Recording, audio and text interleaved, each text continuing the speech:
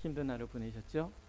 이 창세기는요, 정체성에 대한 이야기, 내가 누구냐는 얘기죠.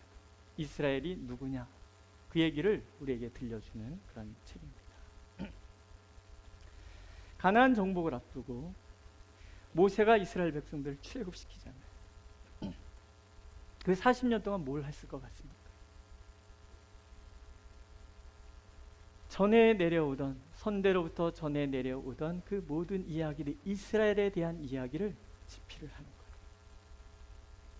이런 이야기 저런 얘기를 종합을 해서 그걸 가지고 이제 이스라엘 백성들에게 내가 누구냐, 가나안 땅에 들어가는 나는 누구냐, 우리의 공동체가 가나안 그 사람들과 다른 점이 무엇이냐, 그 얘기를 우리에게 들려주는, 창세로부터 아브라함을 택하심까지, 아브라함으로부터 이삭에 이르고, 이삭으로부터 야곱에 이르고, 야곱으로부터 12 조상들에게 이르는 그 모든 과정들,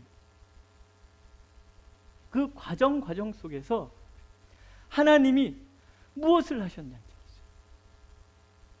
하나님이 어떻게 이 세상 가운데 죽음과 저주와 어지러움과 죄악이 가득한 이 어둠의 세상에 어떻게 하나님의 복을 흘려보내시기 위하여 어떤 일을 하셨는지, 내가 누구냐고 하나님이 들려주시는지, 그것을 말씀하고 있다. 이런 정체성에 대한 교육, 이것은 굉장히 중요합니다. 우리를 그리스도인은, 그렇죠?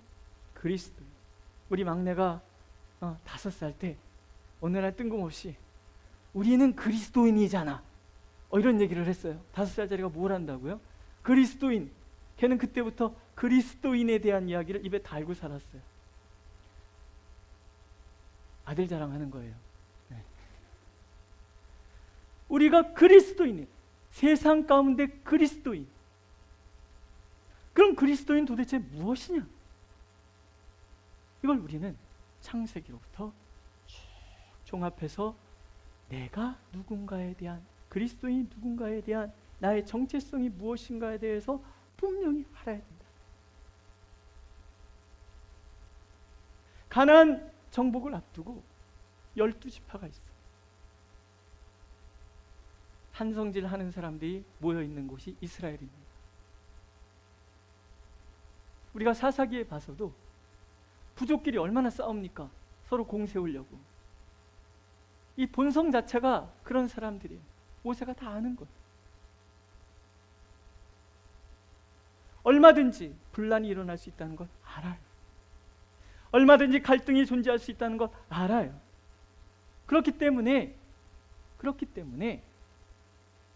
진정 우리 공동체는 어떤 공동체가 되는가에 대한 분명한 교육이 있어야 되는 거예요. 자, 이스라엘은 첫 번째 화해의 공동체랍니다. 우리가 앞에서 읽은 것처럼 유다가 베냐민을 지키기 위해서 요셉 앞에 긴 탄원을 합니다. 유다의 긴 탄원이 끝나. 요셉이 유다의 이야기를 가만히 듣고 있는 거예요. 그 이야기를 들으면서 요셉이 주체할 수가 없는, 눈물에 휩싸이는 거예요.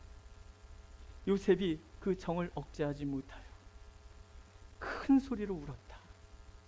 오늘 성경이 그렇게 말씀하고 있어요. 왜 울었을까?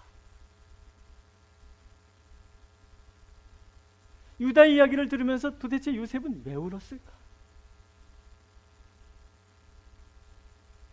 우리가 어떤 감정이 표현되는 건요, 사실은 외부에서 주어지는 것이 아니고요, 내 안에 있는 것이 나오는 거예요. 요셉 안에 도대체 뭐가 있었을까? 무엇 때문에 이 사람이 이렇게 통곡하며 울 수밖에 없었을까? 형들이 변한 거예요. 라헬의 장남인 요셉을 시기해서 이스마엘 상인들에게 팔아치웠던 그런 형들이 라헬의 차남인 베냐민을 지키기 위해서 자신들의 자유를 희생하려고 들어요. 자신의 생명을 대신 내주려고 하고 있어요. 유다는 자신이 대신해서, 베냐민을 대신해서 종이 되겠노라. 그래서 내 아버지 살려달라고, 내 동생 살려달라고, 차라리 나를 죽이시라고, 나를 종 삼으시라고 그렇게 요셉 앞에 탄원하고 있는 거예요. 그런 형이 아니잖아. 형이 변하는 거예요. 20년이 넘는 시간들, 얼마나 아픈 시간이었냐는 얘기죠. 안 그렇습니까? 저는요, 10년 전, 20년 전, 30년 전 상처 받은 거요, 웬만하면 안 있습니다. 그걸 갖다 뒤끝이 만리정성이라고 그럽니다. 어느 날 갑자기 30년 전, 그때도 너 그랬잖아, 허걱하는 거죠. 허걱. 이게 풀어지지 않으면 그런 거예요. 웃으시는 것은 동입니까? 아니면 어머나 세상에 어쩜 저런데, 그런 건가요? 동이구나. 동지 여러분 반갑습니다. 우리 뒤끝 만리장성이에요. 만리장성. 화끈하게 잊어버리시는 분들, 어떤 사람 그런 분 있잖아요. 막 내질러 놓고 남 속 다 뒤집어 놓고서는 나는 말이야 뒤끝이 없어, 이런 사람 있어요. 자기만 없지, 나는 만리장성인데. 그렇잖아요. 20년의 그 서름이 형의 이야기를 들으면서 요셉에게서 이게 북받쳐 올리지 않았을까 하는 거예요. 서름도 기억났을 거고, 그 배신의 아픔도 기억났을 거고, 아무리 하나님의 은혜로 통치자, 애굽의 통치자가 되어 내가 지금 성공자로서 형들 앞에 서 있고 하나님의 그 꿈이 성취된 그런 감격이 있지만, 어찌 요셉의 그 깊은 감정까지도 다 치유가 됐을까? 그 사실은요, 불가능합니다. 근데 형들이 변해. 자신이 목 놓아 울 정도로 사랑하고 보고 싶어 했던 동생 베냐민을 살리기 위해서 지금 형들이 대신 죽겠다고, 대신 종살이 하겠다고 떼거지로 몰려와서 옷을 찢고 슬퍼하면서 지금 이 애굽의 통치자 앞에 무릎 꿇고 사정하는 그 모습, 지난날의 그 모든 아픔들이 다 치유가 돼. 눈물은 그런 거예요. 어렸을 때 저도 그런 얘기 많이 들었어요. 사내 자식이 눈물이 많으면 안 돼. 막 혼나놓고서도 뚝뚝 막 이런단 말이죠. 이게 말이 됩니까? 왜 그런 혼을 왜 냈는지. 혼나고 울지 말래. 울리려고 혼을 내놓고서는, 그렇죠? 그래서 울지도 못해. 물 안으로 이러는 거죠. 해보셨구나. 같이 웃으시는 거 보니까. 네. 근데 울음은 참으면 안 되는 거예요. 울어야 돼. 언제까지요? 눈물 안 나올 때까지. 제가 우리 이사 가는 그 예배당에 한쪽 창고가 있어서 가만히 보니까 좀 작은데, 여기 방음 시설 해갖고 통곡의 방이라고 붙여놓으면 어떨까? 창고로 쓰지 말고 통곡의 방. 기도하러 오셨다가 갑자기 옛날 서름이 확 북받쳐 올라올 때 있잖아요. 시어머니가 나 가슴 날선검으로 이렇게 확 벤 그 상처, 그리고 남편이 정말 지금은 성인군자인 척하지만 옛날에 한 잔 하시고 들어오셔서 내 속 뒤집어놨던 그 아픔이 갑자기 북받쳐 오를 때 있습니까, 없습니까? 말 못해, 그죠? 말 못해. 그런 게 탁 올라왔을 때 기도 훈련 받을 때 그런 걸 시키거든요. 그러면 통곡의 방에 가서 울으라. 사나이 대장부 눈에 눈물은 3번만 흘러야 돼. 부모님 돌아가셨을 때, 태어날 때, 그리고 내 자존심이 꺾일 때. 그런 얘기 제가 어렸을 때 가끔 들었거든요. 근데 제가 지금 생각하면 뭐라고 그러냐면 개뿔 이러거든요. 사나이 대장부 가슴에도 응어리진 눈물이 있는 거예요. 강한 척 하시는 분들일수록 가슴 속에 눈물이 있습니다. 제가 압니다. 저하고 오셔서 1시간만 얘기하면 우실걸요. 이런 걸 하나님 앞에 털어놓으라. 그때 하나님 뭐 하셨냐? 어디가 계셨냐? 나 그 힘들고 어려울 때 하나님 뭐 하셨냐? 예? 어린 나이에 고사리 같은 손으로 시골에서 올라와서 이 추운 겨울날 길바닥에서 뭐 했던 옛날 기억도 생각나십니까? 안 나십니까? 그런 거 생각나시는 분 있으시단 말이죠. 뭐 곱게 자라신 손 얼굴들은 아니세요. 그 많은 세월들 속에서 내가 겪은 이런 것들의 서름이 눈물로 터지는 날들이 필요하다는 거예요. 우리 예언참된 성도님들은 좀 더 우셔야 되지 않을까 그 생각합니다. 그렇죠? 이게 뭐 좋은 얘기로 그냥 옥동자가 텐상했다 그러고 뭐 그러지만 이 예배당이 어떤 예배당인데, 내가 등짐져서 지은 예배당인데 두고 떠나는 마음이 쿨하지는 않은 거예요. 다만 담대하셔서 결단하셨기 때문에 떠날 수 있는 것뿐이지 이게 쿨하게 끊어지는 거 아닙니다. 하나님은 그런 마음을 만져주길 원하십니다. 요셉의 그 마음을 만져주길 원하십니다. 유다의 그 죄책감을 만져주길 원하십니다. 이 통곡 속에 하나님의 만져주십니다. 갈등이 녹아내리고 있는 거예요. 눈물 속에서 요셉이 자기를 드러내잖아요. 내가 요셉입니다. 이건 형들이 진짜 기가 막힐 일이에요. 그리고 자기가 요셉인 것을 증명하기 위해서 아버지도 모르고 베냐민도 모르고 아무도 모르는 형들과 요셉만 알고 있는 이야기를 꺼내잖아요. 당신들이 애굽에 판 동생 요셉입니다.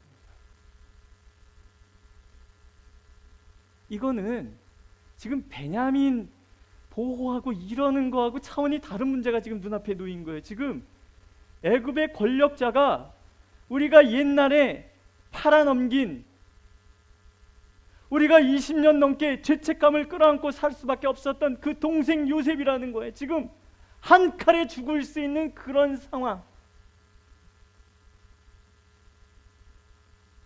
이게 상황이 이해가 좀 되시죠? 그런 형들에게 자신의 신분을 밝히고 나서 요셉이 정말 기가 막힌 얘기를 하는 거예요. 당신들이 나를 이곳에 팔았다고 해서 근심하지 마소서, 한탄하지 마소서. 지금 형들의 마음에 딱 근심과 한탄, 이제 우리는 진짜 죽었구나, 그거 아니겠어요? 근심하지 마소서. 하나님이 생명을 구원하시려고 나를 당신들보다 먼저 보내셨습니다. 이걸 용서라. 신앙 안에서 하나님의 은혜를 경험한 사람이 들려주는 용서의 고백이에요. 이게 이스라엘의 공동체라는 거예요. 이게 하나님의 백성이라는 거예요. 아픔이 있지요. 왜? 연약하니까. 갈등도 있지요. 우리는 죄악 덩어리들이니까. 그러나 형들은 자신들을 버려서 동생을 보호하는 희생적인 사랑을 보이고, 요셉은 용서하는 사랑으로 형들을 끌어안는 거예요. 이스라엘은 그런 공동체라는 거예요. 누군가의 아픔을 대신 끌어안는 그 대속적 고난을 통해서 불화와 갈등이 있을 수밖에 없는 그 공동체를 다시 화해의 공동체로 바꾸는 능력을 가진 그런 사람들. 가나안 정복의 힘은 전쟁이 실력이 아니고 작전을 잘 짜서가 아니라 사랑과 희생, 하나됨에서 나온다. 서로가 연약함을 끌어안고 때로 상처받고 때로 상처 주고도 하지만, 그러나 한편에서는 진심으로 그 죄 잘못에 대한 책임을 지고 회개를 하고, 한편에서는 조건 없이 사랑하고, 또 한편에서는 이 공동체를 하나 되게 하기 위해서 누군가가 이 모든 아픔을 대신 끌어안고, 이것이 하나님 백성의 모습이라. 이스라엘은 그런 공동체였다는 거예요. 이게 오늘 우리 교회 공동체의 모습이라는 거예요. 누군가가 대속의 고난을 겪지 않으면, 누군가가 조건 없는 사랑을 보여주지 않으면 하나 될 수 없는 것이 교회다. 그게 우리의 정체성이다. 아프지만 용서해야 되고, 너무 미안하기 때문에 내가 대신 짊어질 줄도 알고. 믿으십니까? 하나님, 우리가 그런 공동체 되기를 원하시는 거예요. 두 번째는요, 하나님의 섭리의 눈으로 우리 인생을 해석하는 공동체가 되어야 합니다. 하나님께서 이 모든 것을 행하셨습니다라는 고백보다 위대한 고백은 없는 거예요. 5절, 7절, 8절 이 짧은 구절 안에 요셉은 모든 행위의 주체가 하나님이시다라고 고백을 해요. 5절, 하나님이 생명을 구원하시려고 나를 보내셨나이다. 7절, 하나님이 큰 구원으로 당신의 생명을 보존하고 당신들의 후손을 세상에 두시려고 나를 당신들보다 먼저 보내셨습니다. 나를 이루어 보낸 이는 당신들이 아니요 하나님이십니다. 이 모든 것이 하나님이 하신다. 하나님이 나를 보내셨고, 하나님이 나를 높이셨고, 하나님이 우리를 살리기를 원하신다는 이 고백, 하나님께서 세계의 통치자이시며 우리는 그의 선하신 섭리 안에 있다는 이 위대한 고백, 이게 우리의 고백. 계시의 공동체는 하나님의 시각으로 우리 자신의 삶을 해석하는 공동체. 오늘 우리에게 일어나는 이 일들이 때로는 우리의 연약함, 악에서 나온 것이라 할지라도 그것을 선으로 바꾸셔서 하나님의 섭리를 이루어 가시는 그 하나님의 선하신 손길을, 그 선하신 손길로 내 인생의 문제, 교회의 문제를 해석해낼 수 있는 능력을 가진 사람들, 그것이 교회 공동체다. 37장을 보면 이렇게 시작합니다. 야곱이 그의 아버지가 거래하던 땅에 거주하였으니 야곱의 족보는 이러하니라. 37장에서부터는 분명히 요셉이 주인공이에요. 그러나 이는 야곱의 족보 이야기다. 야곱의 가정사라는 이야기. 하나님의 섭리의 시각으로 볼 때 요셉의 이야기는 야곱 가정의 이야기. 요셉이 팔리고 총리가 되고 형제들을 만나 화해하는 그 기간이 사실은 요셉만의 성숙의 시간은 아니라는 뜻이에요. 하나님께서 요셉 가정 전체를 성숙하게 만드시기 위해서 하나님이 연출하신 형들의 그 연약함, 인간의 연약함 속에 벌어진 일이지만 하나님이 기꺼이 그 사건 속에 개입하셔서 하나님께서 모두를 이 세상의 복의 통로로 삼으시기 위해서 이끌어가고 계시더라. 아들을 잃은 슬픔 속에서 야곱은 모든 것을 하나님께 맡기는 사람으로 변하죠. 내가 잃으면 이루리로다. 어떤 일이 찾아와도 하나님이 하신다면 나는 기꺼이 인정하리라. 유다와 그 형제들은 분열과 갈등, 인간의 죄성이 어떻게 두려움과 아픔을 가져다 주는지를 알게 돼요. 그래서 이제는 자신들 스스로가 희생과 사랑으로 대속적인 고난을 자청하는 자들로 변해가.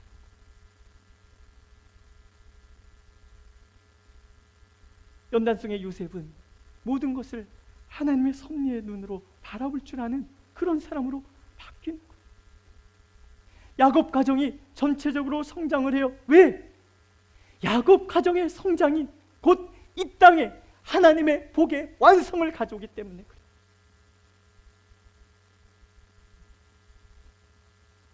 우리 모두가 그런 믿음으로 서야 돼요. 오늘 우리에게 벌어지는 모든 일들을 하나님의 섭리의 시각으로 바라보는 거예요.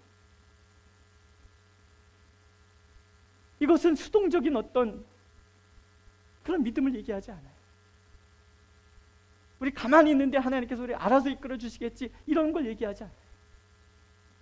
우리 스스로가 어떻게 하나님 중심으로 나의 문제를 바라보는가의 문제인 것.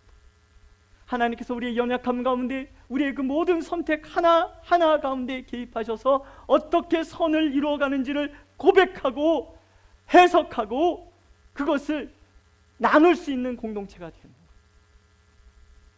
우리 그런 얘기 많이 하잖아요. 맞아, 하나님이 그렇게 하시려고 그랬구나. 제가 예원 참된 교회 이제 담임 목사로 섬기게 될 것 같아요. 그랬더니 친구 목사님 그랬어요. 그래서 미국 가는 거 막으셨구나. 그래서 페루 못 가게 애를 아프게 하셨구나. 생각해보니까 그래요.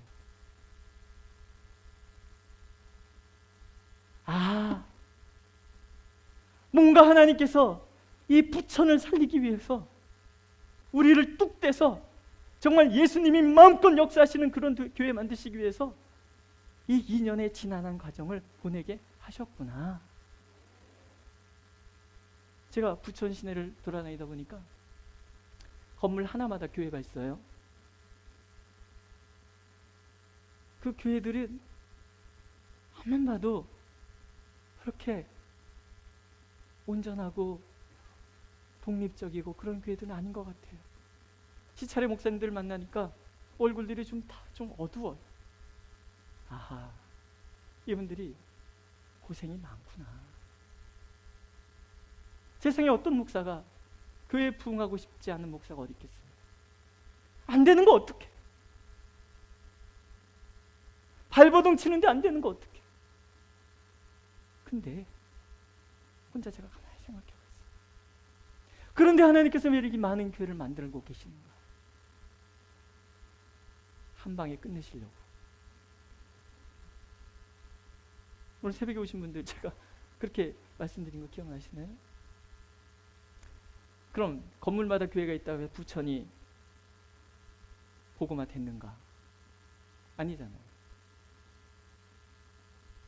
그러면 이제 성령께서 역사하시면 예언 참된 교회를 통해서 성령께서 일하시기 시작하면 여기서부터 시작이 되면 부천 모든 교회가 부천 사람들로 미어 터지게 될 줄로 믿습니다. 이왕 기도하는 거면 그 정도는 기도해야 되는 거 아닌가요? 네? 부천이 복음화되면서 대한민국이 복음화되고 대한민국이 복음화되면서 아시아 열방 가운데 하나님의 교회가 견고히 서가는. 그래서 주님 오시는 날 우리 예언 참된 교회가 하나님의 그 땅 끝에 서서 주님 오시는 그것을 기쁨과 감격으로 맞이하는 그런 모습을 갖는 것. 그렇게 꿈꿔보는 거예요. 어떠십니까? 그럼 신나는 거 아니겠어요? 우리가 이런 것들을 알기에는 시간이 필요해요. 하나님은 이 요셉의 이야기를 통해서 오늘 우리에게 말씀하고 계시는 거예요.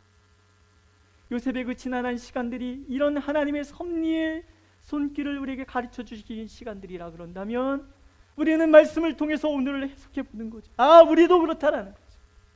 분명 하나님이 계획하시는 바가 있고 우리를 통해서 하나님은 일하실 거라는 거예요. 이게 우리에게 용기를 주는 거죠. 희망인 거죠. 교회라는 곳은 하나님의 시각으로 오늘 우리의 문제를 해석해내는, 하나님의 시각으로 오늘 하나님이 선한 열매를 반드시 맺으실 거라는, 부족하고 부족한 우리를 통해서 하나님은 마음껏 일하실 것이라. 우리는 여전히 죄악 가운데 살고 우리는 여전히 육적인 욕망 가운데 허덕이겠지만, 그러나 예수 그리스도께서 오늘도 우리를 끌어안고 십자가에 못 박히심으로 나는 다 죽고 예수님만 영광 받으시는 교회 되도록 만들어 주실 거예요. 우리가 그렇게 믿고 그렇게 기도한다면 하나님은 우리를 통해서 그 일을 행하실 거라.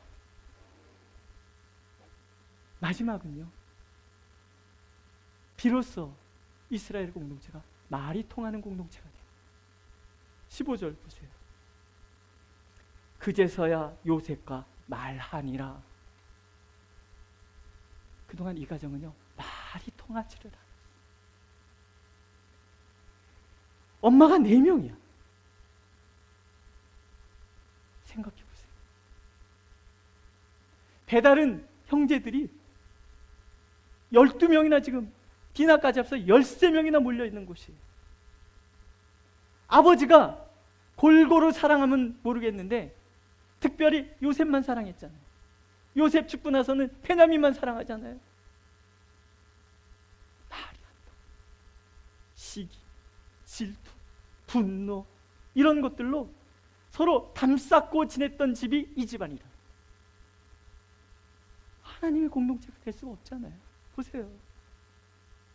교회가 서로 담쌓고 지내는 교회? 뭔 희망이 있습니까? 가정이 가족 간에 담쌓고 지내요? 말이 안 통해요? 무슨 희망이 있습니까? 성령이 역사하시는 곳에 말이 통해요.